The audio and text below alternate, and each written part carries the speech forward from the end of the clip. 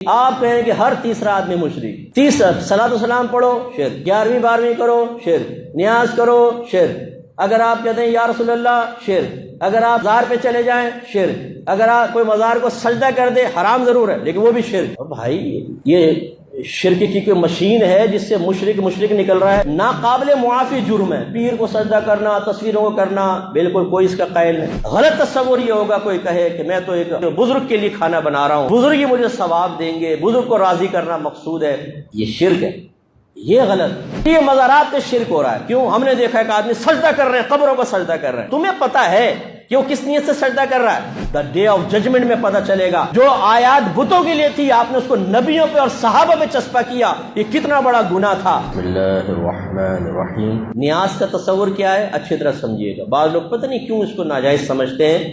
نیاز کا تصور کیا ہے؟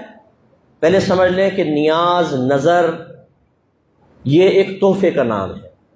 جب پہلے بادشاہوں کی خدمت میں کچھ پیش کرتے تھے نا، کہتے تھے حضور ایک نیاز آپ کی خدمت میں پیش ہے، کچھ نظر کرنا ہے، اس تحفے کو کہتے تھے۔ تو جب ہم اللہ کے ولیوں کی بارگاہ میں کچھ تحفہ پیش کرتے ہیں تو اس کو نیاز اور نظر سے تعبیر کر دیتے ہیں۔ بس یہ ایک تو اس کا مفہوم ہے۔ یہ ہے کیا؟ کوئی کھانا وغیرہ جیسے بناتے ہیں وہ صرف اللہ کے لیے بنے گا۔ کھانا کس کے لیے بنے گا؟ اللہ کے لیے۔ ثواب کون دے گا؟ صرف میرا رب دے گا، ولی نہیں دے گا۔ نہ ہم ولی کے لیے کھانا بناتے ہیں نہ ولی ثواب دے گا، ثواب صرف میرا رب دینے والا وہی دے گا، وہی قبول کرتا ہے، وہی رد کرتا ہے، میرا رب کی مرضی۔ ہاں ہمیں یقین ہوتا ہے، حسن ظن ہوتا ہے کہ اللہ تبارک و تعالی ہمیں جو اس کے بدلے میں ثواب دے گا وہ ہم پھر بزرگ کو ایصال کر دیتے ہیں، بھیج دیتے ہیں۔ وہ بھی صحیح حدیثوں سے ثابت نہ ہوتا تو ہم اپنے پاس سے تو نہیں کر سکتے تھے دینی معاملات۔ نبی کریم نے صحابہ کرام کو اجازت دی ہے کہ اپنے والدین کے لیے آپ ثواب جاریہ کریں، ان کو ثواب ایصال کریں، کثیر حدیثیں موجود ہیں۔ تو یہ تصور آیا کہ جی کھانا بنائیں اللہ کے لیے، اللہ ہی ثواب دے گا، حسن ظن ہے کہ ثواب ملا ہوگا، وہ ثواب فلاں بزرگ کو پیش کر دیا۔ اب چونکہ ثواب ایک تحفے کے طور پہ پیش کر رہے ہیں تو اس کو پھر ہم نیاز سے تعبیر کر دیں۔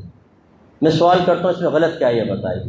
اگر صرف یہ آپ کہتے ہیں کہ آپ کہتے ہیں خواجہ صاحب کی نیاز، تو آپ نے اس کھانے پر غیر اللہ کا نام لے دیا، اس لیے غلط ہے۔ تو پھر قربانی کے جانور کے بارے میں میرا کویسچن ہے، آپ اپنا قربانی کا جانور لاتے ہیں، آپ کا نام ہے محمد اکرم، اور کوئی پوچھے کس کا جانور ہے، جی آپ کہیں اللہ کا ہے، کیونکہ غیر اللہ کا نام لیتے تو حرام ہو جائے گا۔ جب آپ شادی کا کھانا کھلاتے ہیں ولیمے کا، کیا کہتے ہیں؟ کس کا ولیمہ ہے؟ بھئی کس کا کھانا ہو رہا ہے؟ آپ کہتے ہیں جی وہ چودھری صاحب کے بیٹے کا ولیمہ ہے۔ تو آپ نے اس کھانے پر غیر اللہ کا نام لے دیا نہیں لے دیا؟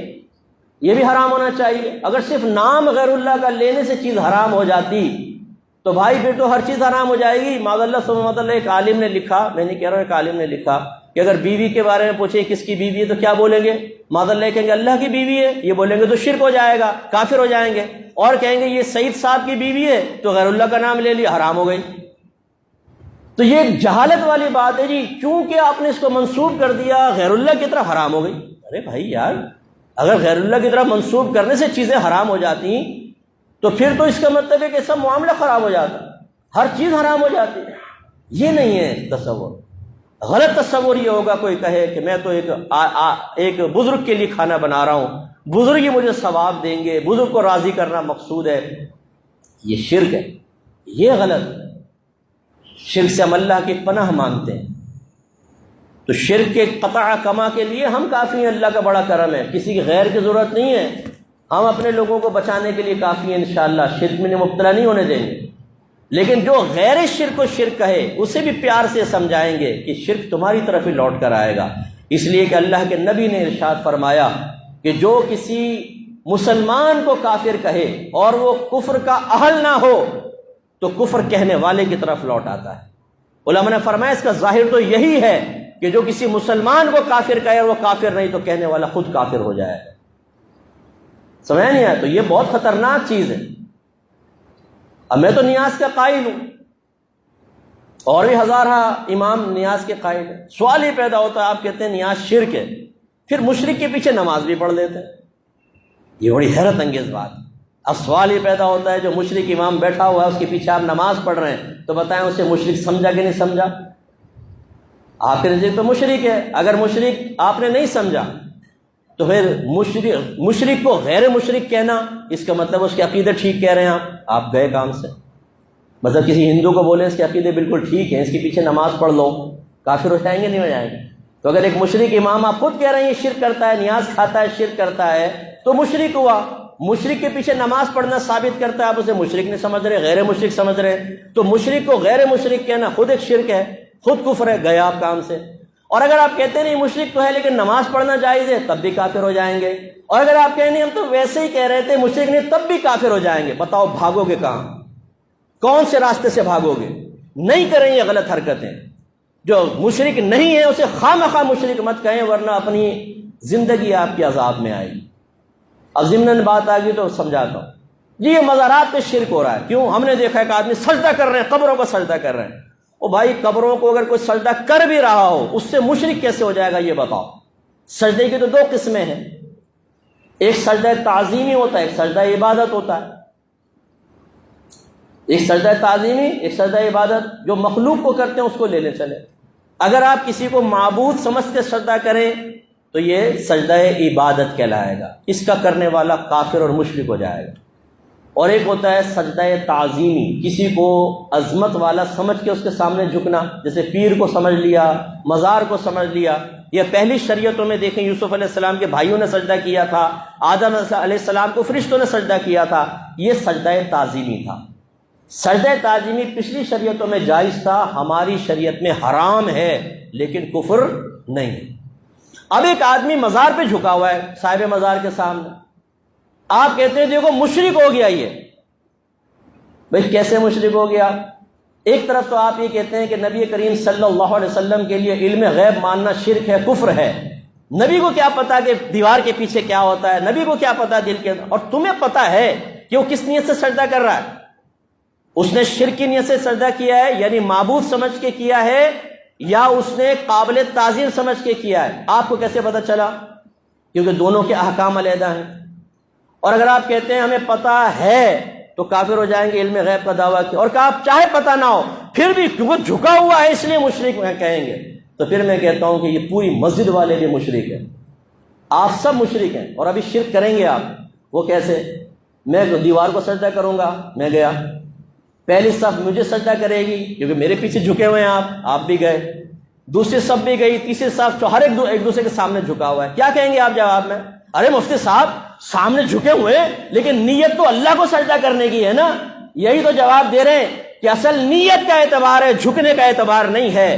آپ بھی تو جھکے ہوئے ہیں غیر اللہ کے سامنے، کیسے کافر و مشرک ہو جائیں گے جب تک کہ آپ کی نیت درست ہے؟ اس کا مطلب ہے اگر کوئی صاحب قبر کو سجدہ کرے گا تو سب سے پہلے نیت پوچھیں گے، بتا تو اس کو معبود سمجھ کے سجدہ کر رہا ہے یا قابل تعظیم؟ اگر معبود سمجھ کے کرے تو کافر و مشرک، اور اگر کہتا ہے کہ میں تو قابل تعظیم سمجھ کے سجدہ کر رہا ہوں تو ہم کہیں گے یہ شرک تو نہیں ہے، کفر تو نہیں ہے، لیکن تم گناہگار ہو، یہ حرام کام کیا ہے تم نے۔ اب اس کا مطلب یہ اگر اس نے سجدہ تعظیمی کیا ہے تو کفر نہیں، اور آپ کہہ رہے ہیں یہ کافر و مشرک ہے۔ پھر حدیث سن لیجیے، نبی کریم نے فرمایا جو کسی غیر کافر کو کافر کہے، جو کفر کا اہل نہ ہو، تو کہنے والے کی طرف کفر لوٹ آتا ہے۔ اب آپ بتائیں، میرے خیال میں جاہل سے جاہل آدمی کو بھی پکڑیں گے نا مزار پر، جو بالکل گاؤں سے اٹھ کر آیا ہے، اور آپ اس سے کہیں گے بتا تو نے ابھی سجدہ کیا تھا صاحب مزار کو، کیا اس کو خدا سمجھتا ہے؟ وہ کہے گا لا حول ولا قوت، بھائی اللہ کے ولی تھے، میں تو تعظیم کر رہا تھا، یہی کہے گا وہ۔ کوئی کسی مسلمان سے آپ یہ تصور کر سکتے ہیں کہ خدا سمجھ کے سجدہ کر دے کسی کو؟ لیکن آپ نے قسم کھائی ہوئی ہے کہ غیر مشرک کو مشرک ضرور قرار دینا۔ تو اب بتائیں قصوروار کون ہے؟ جو سجدہ کر رہا ہے میں کہتا ہوں وہ بھی قصوروار ہے، لیکن اس سے بڑھ کر قصوروار وہ ہے جو اس کو مشرک کہہ رہا ہے۔ ہلکا ہاتھ رکھیے، پیار سے سمجھائیے، یہ کوئی ناقابل معافی جرم ہے۔ پیر کو سجدہ کرنا، تصویروں کو کرنا، بالکل کوئی اس کا قائل نہیں، یہ غلط ہے، اس کو روکنا چاہیے۔ لیکن روکنے کا یہ جو آپ نے انداز اٹھایا ہوا ہے کہ ڈنڈا اٹھایا، بول صحیح بول ورنہ مشرک کہوں گا تو جو ماروں گا تیرے سر پہ ڈنڈا، اس طرح آپ کے نبی نے بھی کبھی نہیں کیا۔ جو حقیقی مشرک تھے، شرک کر رہے تھے نا، ان کے ساتھ بھی نہیں کیا آپ کے نبی نے۔ پیار سے سمجھایا ہے، محبت سے سمجھایا ہے، ان کی برین واشنگ کی ہے، سلولی آہستہ آہستہ وہ پکے مسلمان ہوئے۔ آپ ڈنڈا اٹھا کے غیر مشرک کو